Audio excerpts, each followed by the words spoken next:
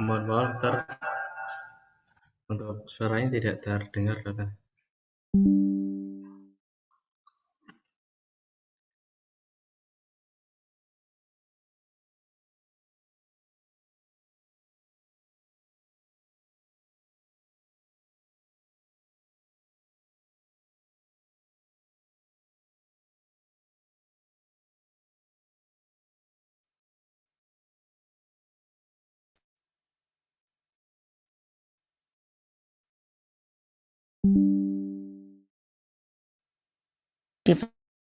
Di sini adalah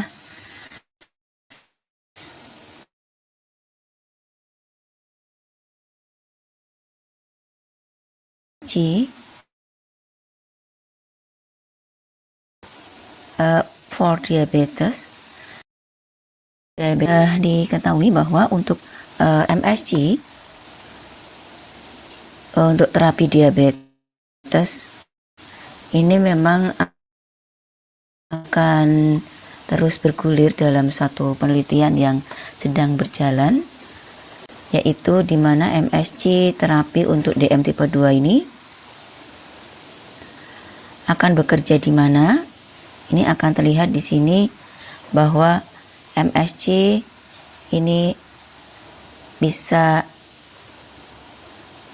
dibuat dalam bentuk sekretum, dan kemudian MSG yang dalam bentuk sekretum itu apabila diberikan pada pasien DM bisa memperbaiki atau improving pada islet cell function, yaitu pada sel beta pankreas yang sudah mengalami kerusakan atau apoptosis dan sudah mengalami degeneratif, dan juga bisa digunakan pada kasus di mana MSG ini bisa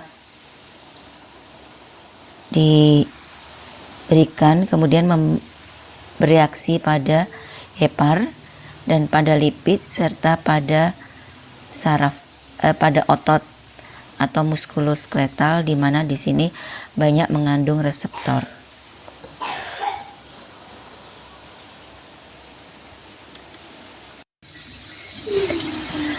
Memang MSG ini secara efeknya bisa dibagi dua, yaitu indirect effect dan direct effect. Di mana yang indirect effect ini adalah MSG yang banyak memproduksi parakrinnya, ya, parakrin, sedangkan yang langsung adalah selnya itu sendiri yang akan bekerja atau berespon pada berbagai macam kelainan yang memerlukan perbaikan. Di sini MSG, ya,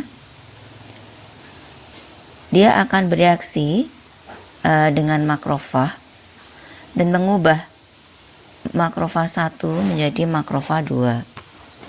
Kemudian pada CD4 dan pada CD8 dan CD4 T cell, dan dia juga akan bekerja melalui T-rex. Sedangkan secara direct effect, MSG ini akan bekerja membentuk PGE atau prostaglandin, TGF beta, IDO, dan TSG6. MSG ini bisa bereaksi atau berespon pada berbagai macam penyakit, yang dengan adanya kelainan-kelainan yang ada pada penyakit-penyakit tersebut.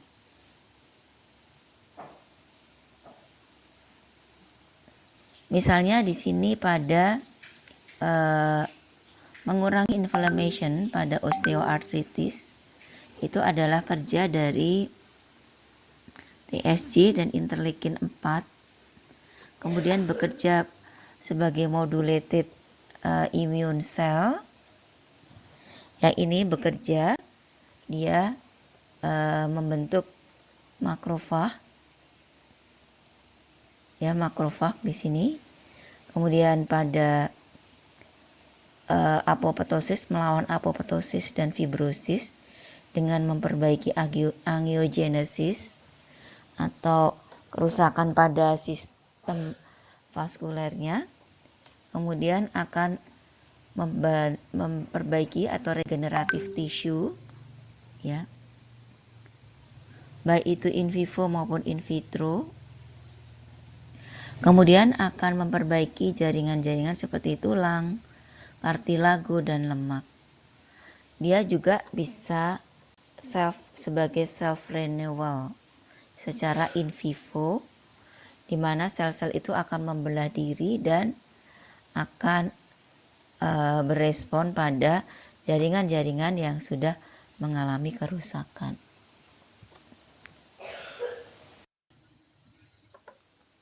Mekanisme insight dari diabetic wound atau ulkus diabetes, apabila kita lihat secara patogenetik, secara molekuler dan target dan terapi strategis, di sini ada ternyata MSG bisa memperbaiki kerusakan pada luka diabetes.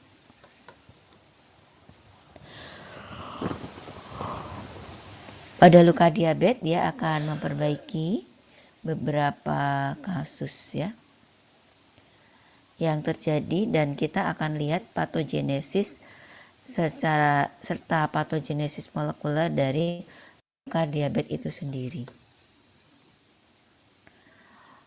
Penyembuhan luka atau wound healing pada pasien diabetes itu ada 4 fase, yaitu fase coagulation, kemudian inflammatory fase inflammatory, dan fase proliferatif, serta fase remodeling. Pada penderita diabetes itu ternyata terjadi suatu kondisi di mana fase terjadi interupsi pada fase inflamatori dan fase proliferatif. Sehingga apa yang terjadi? Luka yang terjadi pada pasien DM itu terjadi inflamatori yang berkepanjangan atau inflamatori yang tidak selesai, sama dengan pasien yang non-diabetes. Jadi dia terjadi hiperinflamasi sehingga lukanya sulit sembuh. Pada pasien DM yang mengalami luka atau wound healing, terjadi peningkatan sirkulasi dan peningkatan inflamatori fase, dan terjadi proliferatif, di mana inflamatori ini berhenti sehingga terjadi proliferasi dan terjadi remodeling atau sel-selnya mengalami perbaikan dan penutupan luka. Pada pasien DM itu ternyata ini mengalami interupsi, ya, inflamasi dan proliferatifnya mengalami interupsi sehingga lukanya akan terjadi inflamasi yang berkepanjangan.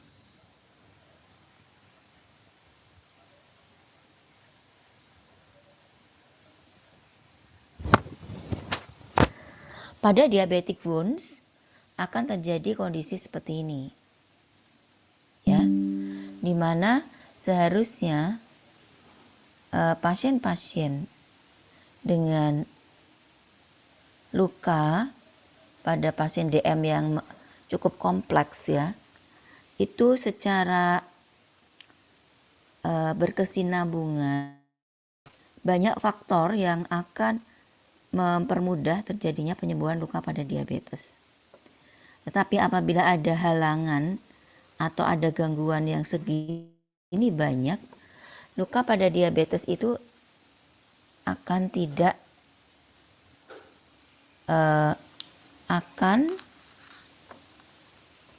tidak bisa sembuh dengan bagus.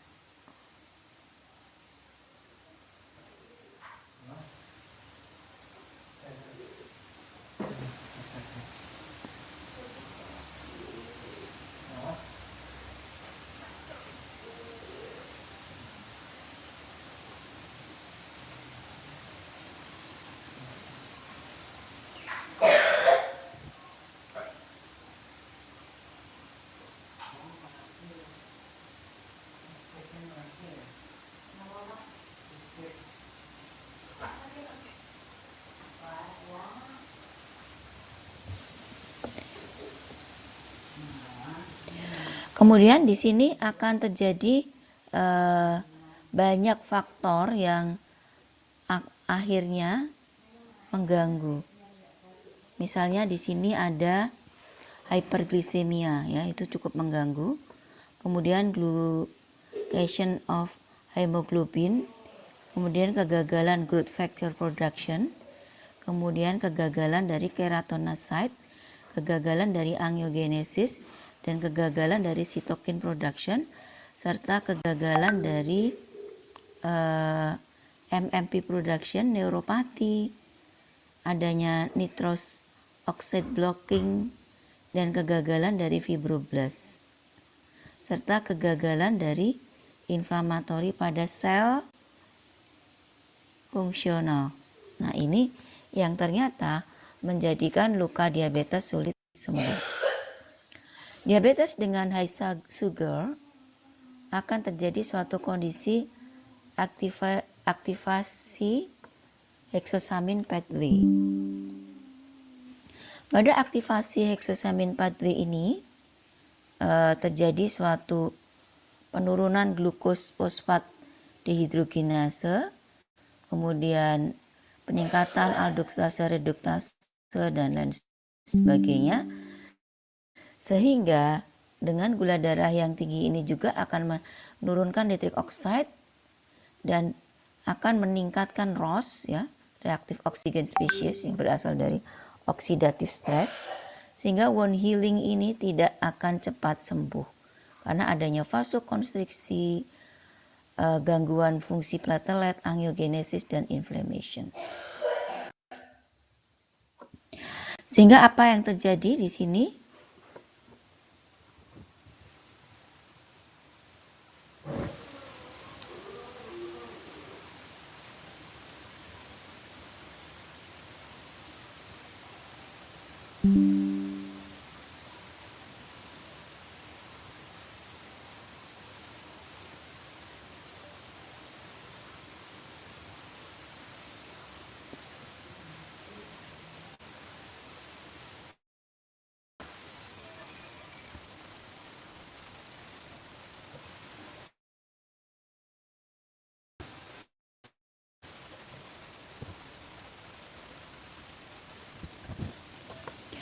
Adanya EGF, kemudian adanya TGF yang akan seharusnya bekerja untuk melakukan proliferasi migrasi dan keratosite, serta VGF, VEGF, PDGF yang bekerja untuk menstimulasi makrofag, menstimulasi neutrofil, membentuk sel pembuluh darah baru, dan membentuk endotel, ya, yang semuanya bekerja untuk wound healing, itu mengalami penurunan. Ya, peran dari berbagai macam growth factor yang ada di sini pada pasien DM itu mengalami penurunan semua, sehingga luka pada DM wajar, ya, kalau luka pada DM itu mengalami perlambatan penyembuhan. Selain itu, dari mikrobiota juga merupakan suatu kondisi yang perlu diperhatikan di sini, di mana pada mikrobiota itu terjadi suatu luka kronik yang impact pada gangguan-gangguan penyembuhan luka. Di sini ternyata mikrobiota juga berperan penting pada penyembuhan luka. Seperti kita ketahui bahwa pasien-pasien diabetic foot ulcer, dari semua pasien DM itu ada sekian persen yang mengalami gangguan diabetic foot ulcer. Kemudian separuhnya 50% itu memerlukan amputasi. Dan amputasi itu yang tanpa amputasi tadi, angka harapan hidup antara 5 tahun. Kemudian pasien diabetic foot ulcer yang mengalami amputasi itu angka harapan hidup sekitar 2 tahun. Jadi ini merupakan kondisi yang cukup memprihatinkan. Ya, karena memang pasien dengan diabetic foot ulcer itu risiko untuk terjadinya kematian lebih besar daripada pada pasien DM yang tidak mengalami diabetic foot ulcer. Mengapa bisa terjadi gangguan pada pasien DM yang mengalami diabetic foot ulcer di sini? Pada normal wound healing, pada pembentukan atau pada perbaikan luka yang normal, yang tidak pada pasien DM, itu terjadi fase-fase yang bisa kita lihat di sini ya. Ini kulit yang bagus, kemudian terjadi robekan luka. Akhirnya terjadilah suatu inflammatory fase. Pada pasien yang non-DM itu inflammatory fasenya cepat teratasi, ya, sehingga terjadi normal wound healing karena ada proliferation fase dan maturation, sehingga lukanya cepat tertutup. Sedangkan pada pasien dengan diabetic foot ulcer itu terjadi kondisi seperti ini, di mana adanya inflamatori yang tidak berkesudahan, sehingga terjadi diabetic foot ulcer dan terjadi microbial colonization and gangrene.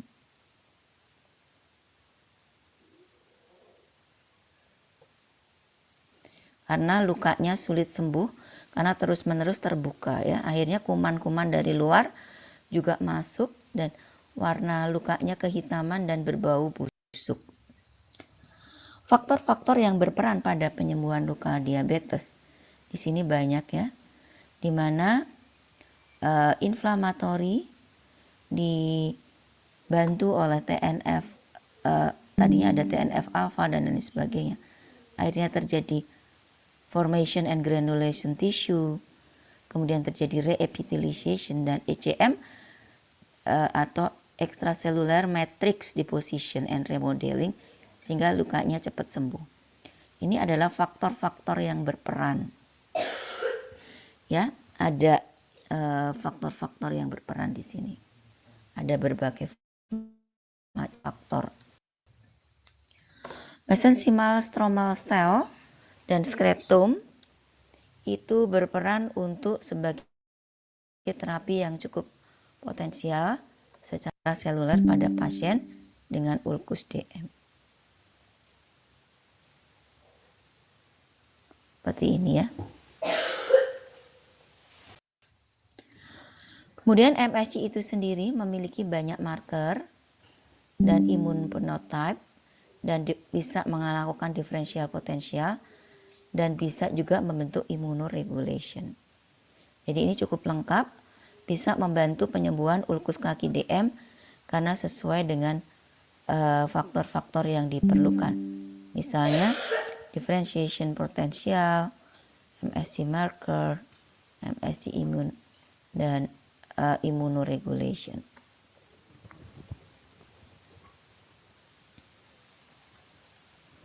Banyak jenis sel-selnya yang berperan untuk memperbaiki luka.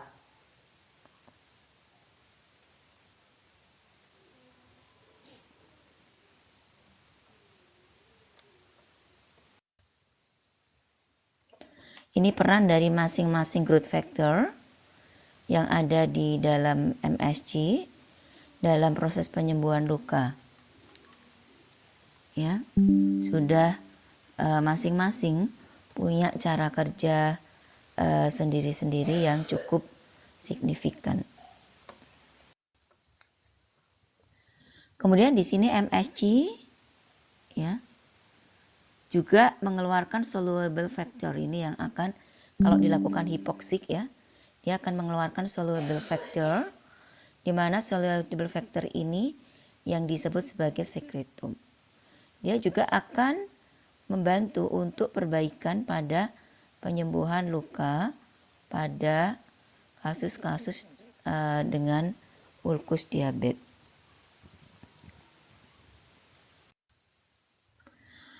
Nah, pada luka diabetes yang seharusnya bisa sembuh dalam waktu tidak sampai 20 hari ya, luka, kemudian ada M1 predominan, M2 predominan, kemudian ada normal wound healing, ya dia akan sembuh dalam waktu kurang dari 20 hari.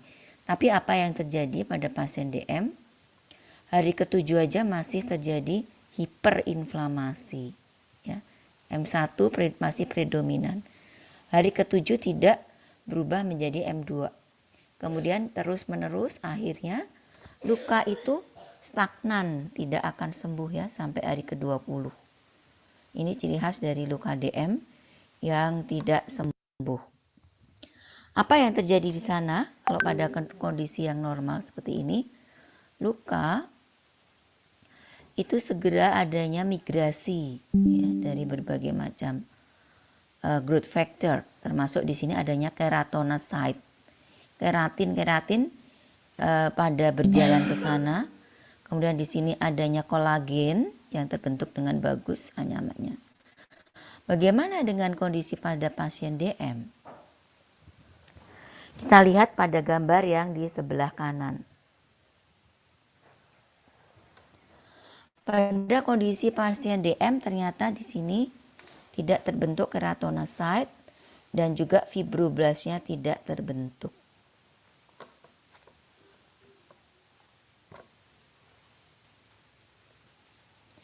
Sehingga terjadi suatu kondisi yang disebut sebagai hiperinflamasi yang berkepanjangan, sehingga lukanya tidak sembuh dan fibroblast atau kolagen yang terbentuk di bawah kulit ini juga tidak terbentuk, dia rapuh sekali. Juga di sini di subdermalnya juga tidak terbentuk sel-sel yang cukup ya, seperti itu. Akibat dari growth factor yang tidak terbentuk dengan baik.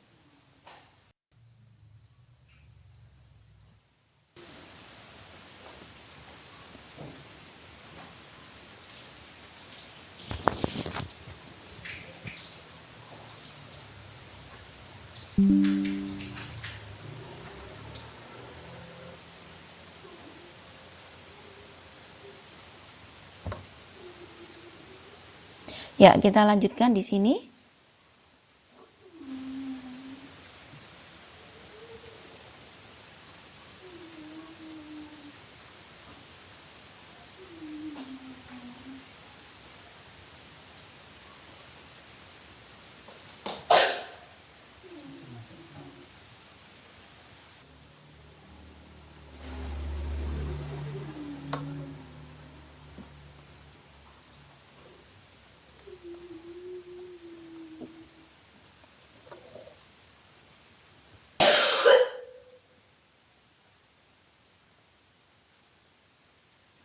M1 dan M2 polarization dari makrofag. Di sini ada satu jurnal yang bisa kita lihat.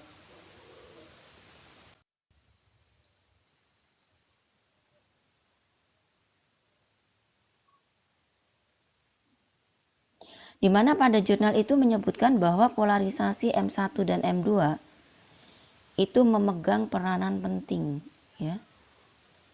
Memegang peranan penting di mana M1 sama M2 itu berubahnya M1 ke M2 itu berperan dalam proses penyembuhan luka pada pasien diabetes. Itu yang memegang kunci dari penyembuhan luka pada pasien diabetes. Di mana M1, di mana proinflamatori akan berubah menjadi anti-inflamatori. Ternyata M1 berubah menjadi M2 pada pasien non-DM. Itu adalah peran dari NF-κB, di mana pada pasien DM NF-κB-nya itu mengalami degradasi juga. Sehingga terlihat pada jurnal ini, artikel ini ya, M1 harusnya segera berubah menjadi M2, di mana proinflamatori berubah menjadi anti-inflamatori.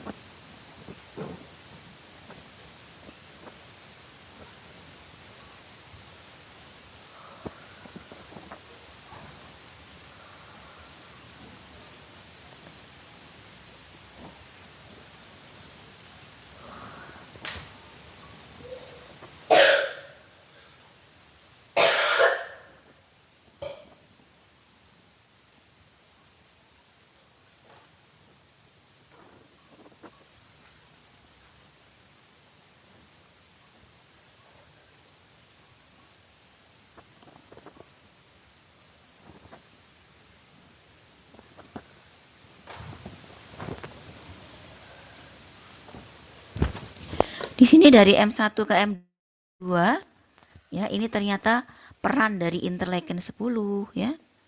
Interleukin 12 berubah menjadi interleukin 10, interleukin 1 dan interleukin 6.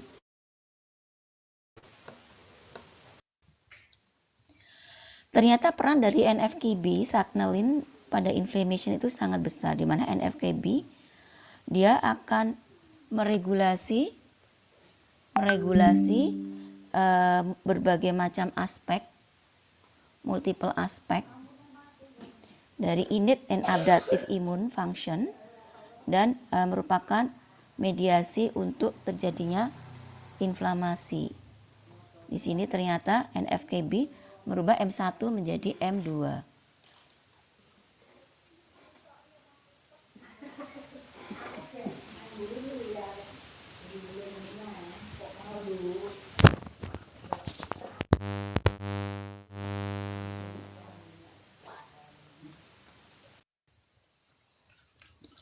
Ya, kemudian di sini NF-κB ternyata banyak sekali fungsinya ya. T-sel, dendritic cell, makrofag, neutrofil. Dia bekerja untuk adhesion molecule ya, menempelkan ICAM, chemokine, cytokine, sickle cell regulation, dan anti-apoptotic factor. Kemudian ada insulin promote wound healing untuk inactivation NF-κB dan mengaktifasi protein lipid biosintesis dan alternating pro anti-inflamasi sitokin dinamik.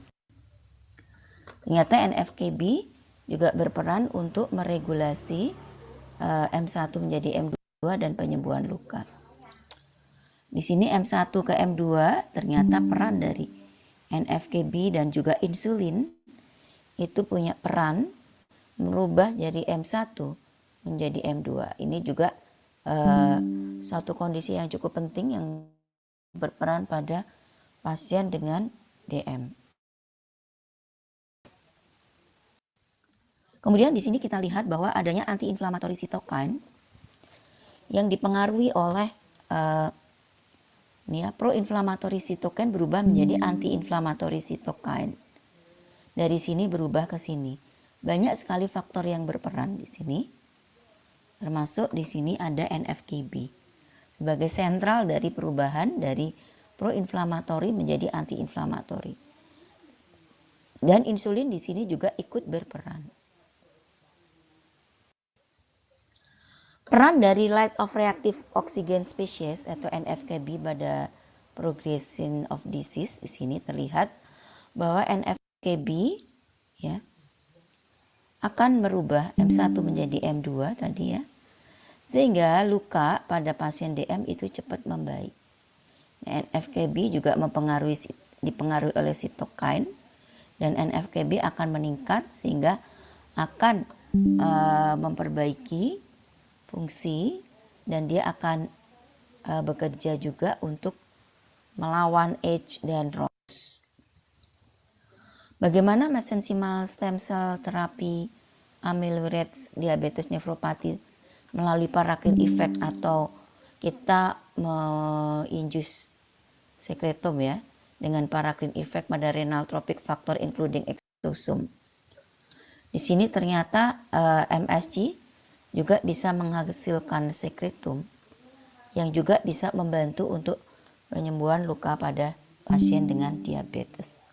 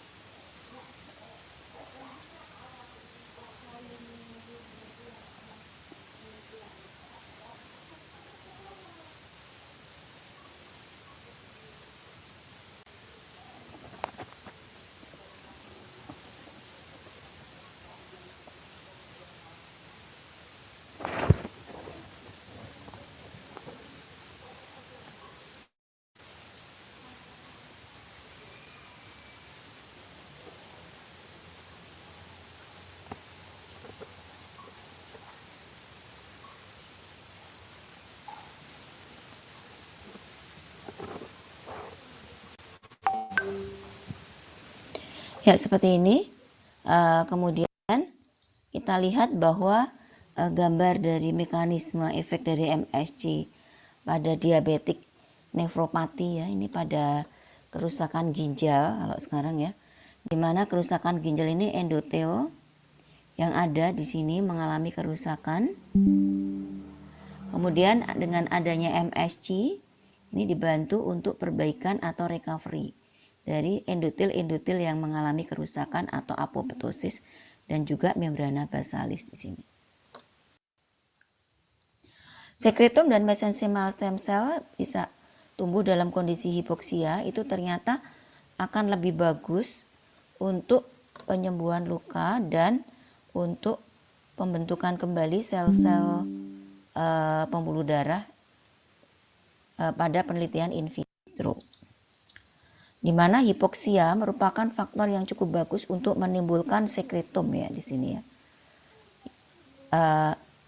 Pada kondisi hipoksia ternyata VEGF-nya akan lebih tinggi dibandingkan dengan sekretum yang diproduksi dari MSG yang tidak dilakukan hipoksia.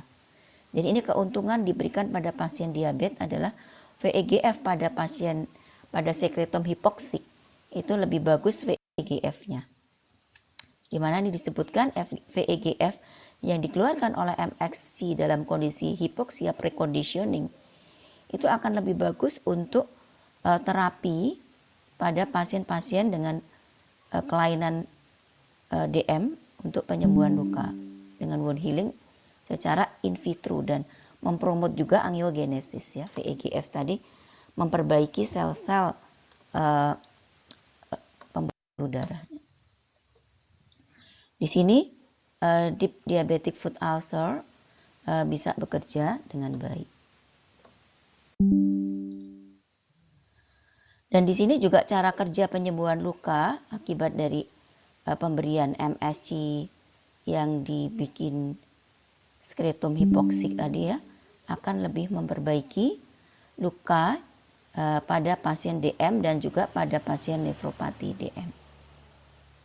Saya kira itu untuk pasien dengan DM problematika DM yang disembuhkan dengan MSC dan juga disembuhkan dengan sekretom hipoksik.